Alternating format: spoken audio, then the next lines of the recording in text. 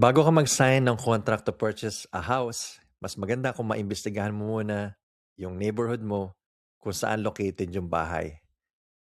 Someone posted on Reddit a question and ang sabi niya, ano ang natuklasan mo sa neighborhood mo after mong makalipat? Ito yung mga sagot.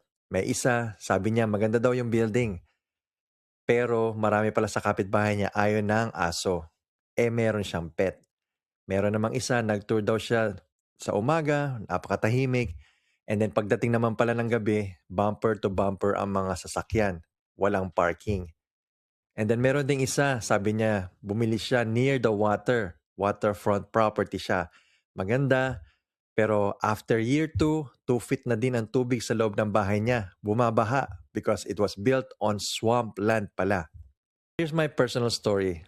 Yung ako at saka yung wife ko, nung binili namin yung unang bahay namin dito sa Scarborough, ang sabi ng aming mga concerned family, friends, relatives, sabi nila rough area dyan sa area na yan.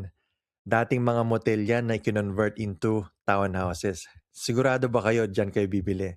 So kami naman kinakabahan, right? First time home buyers, hindi namin yung mga, alam yung mga details na ganito. At saka we were starting out, we were poor. Wala kaming masyadong savings, may pang down lang at saka closing cost.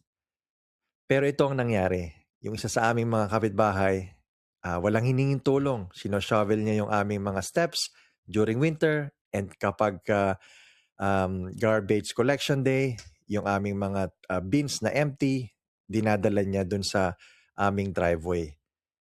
Tapos meron ding isa naman na nurse at IT professionals, kasamang anak namin, naglalaro, wala kaming naging problema. Kaya ito ang totoo. Ang reputation ng neighborhood at ang reality, magkaiba minsan. Hindi mo siya makikita sa listing lang. Hindi mo malalaman ito just by one drive-by. Sometimes, kailangan mong mag-drive-by ng iba't ibang time. Meron sa umaga, meron sa gabi, and lalo na sa weekends.